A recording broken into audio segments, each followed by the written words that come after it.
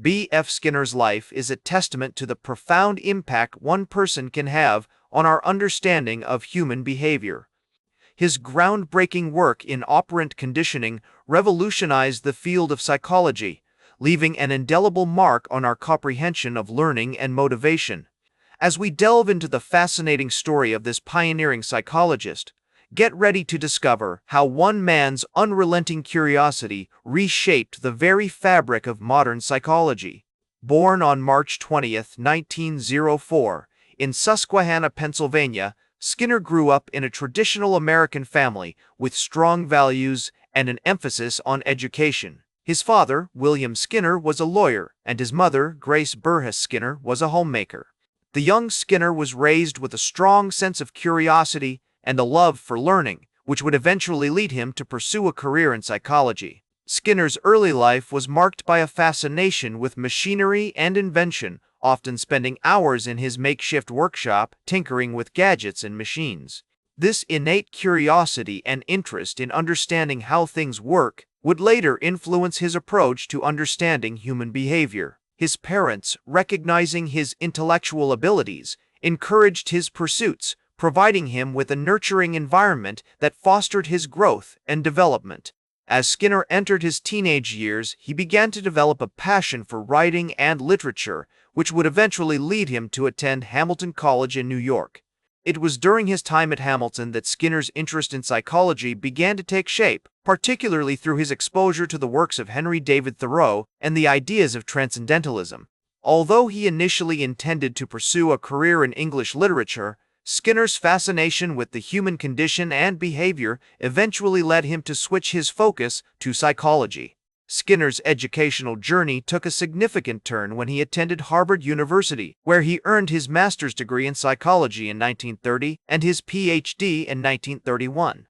It was during his time at Harvard that Skinner was heavily influenced by the work of William James and the concept of pragmatism, which would later shape his own approach to understanding human behavior. Under the guidance of his mentor, William McDougall, Skinner began to explore the realm of behavioral psychology, laying the groundwork for his future contributions to the field. One of the most significant experiences that shaped Skinner's theoretical contributions was his work with pigeons and rats in the laboratory. Through his experiments, Skinner developed the concept of operant conditioning, which posits that behavior is modified by its consequences, such as rewards or punishments. This groundbreaking idea would go on to revolutionize the field of psychology, providing a new understanding of how behaviors are learned and reinforced.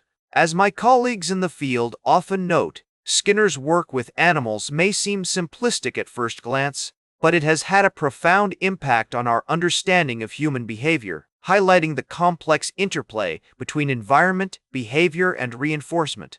His ideas have been applied in various settings, from education and therapy to advertising and social policy. The concept of operant conditioning, for instance, has been used to develop token economy systems, which reward desired behaviors with tangible rewards, such as tokens or privileges. This approach has been particularly effective in therapeutic settings, helping individuals with autism, schizophrenia, and other conditions to develop more adaptive behaviors. Skinner's relationships with his contemporaries also played a significant role in shaping his ideas and contributions to psychology. His interactions with notable figures like John B. Watson, Edward Tolman, and Clark Hull helped to refine his theories and solidify his position within the field. Although Skinner's work was not without controversy, his dedication to the scientific method and his commitment to understanding human behavior have left an indelible mark on the history of psychology. Under the guidance of William McDougall, Skinner became increasingly fascinated with the concept of behaviorism, which posited that psychology should focus solely on observable behaviors rather than internal mental states. This perspective would later influence his development of operant conditioning as he sought to understand how environmental factors shape behavior. One of the most significant events in Skinner's life during this period was his marriage to Mary Ickes, a woman he met while attending Harvard. The couple had 2 daughters, Julie and Deborah, and their family life played an important role in shaping Skinner's views on child development and education. In fact, Skinner's experiences as a father would later inform his design of the baby tender, a specialized crib designed to provide a safe and stimulating environment for infants. Skinner's work with animals, particularly pigeons and rats, also continued to evolve during this time. He developed the Skinner box, a specially designed chamber that allowed him to study operant conditioning in a controlled environment.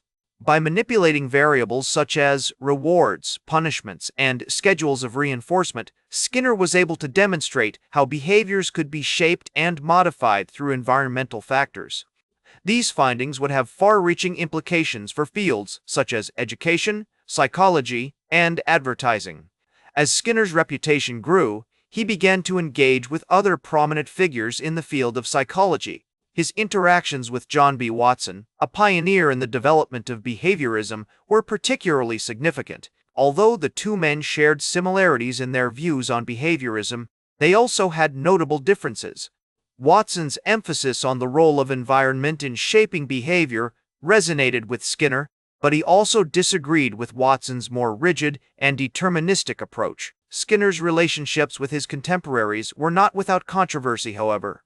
His disagreements with Edward Tolman, a prominent cognitive psychologist, reflect the ongoing debates between behavioral and cognitive approaches to psychology.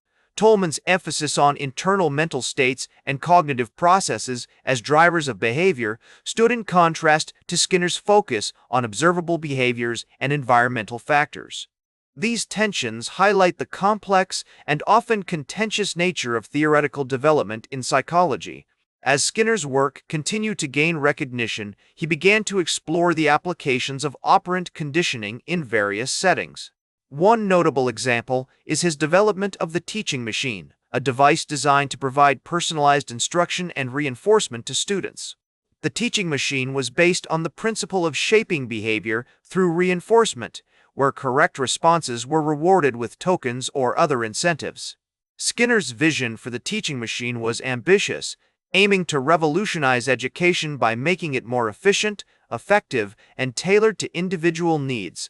Skinner's work on the teaching machine also led him to explore the concept of programmed instruction, which involved breaking down complex learning tasks into smaller, manageable steps. This approach allowed students to progress at their own pace, receiving reinforcement and feedback along the way.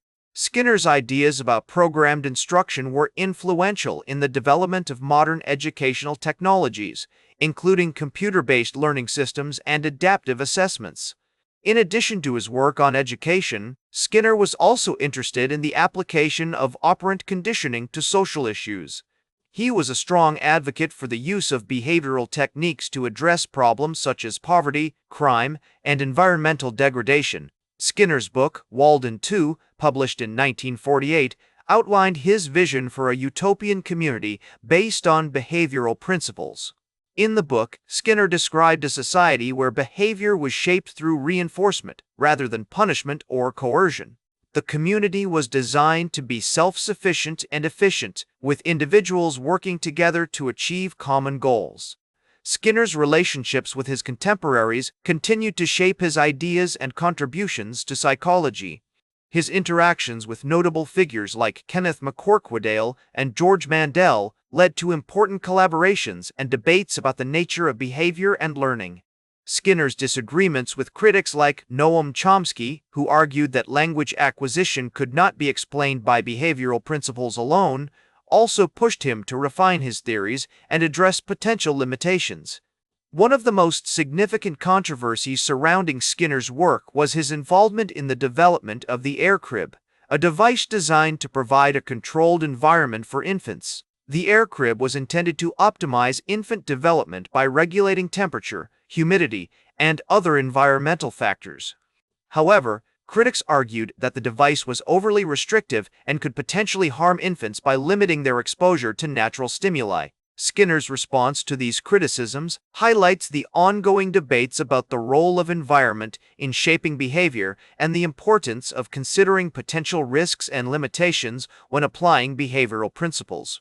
Skinner's later work also focused on the concept of cultural engineering, which involved using behavioral techniques to shape cultural norms and values. He argued that by manipulating environmental variables, it was possible to create a culture that valued cooperation, sustainability, and social responsibility. Skinner's ideas about cultural engineering were influential in the development of modern approaches to social change, including community-based initiatives and environmental conservation efforts. His pioneering work in operant conditioning has had far-reaching implications, from education and social change to our everyday interactions. As Skinner himself once said, "The way to get started is to quit talking and begin doing," a mantra that encapsulates his commitment to empirical research and practical application. That's all for today's Psych with Sigmund. Remember to like, share, and subscribe, and until next time, may your ego find balance between pleasure and reality.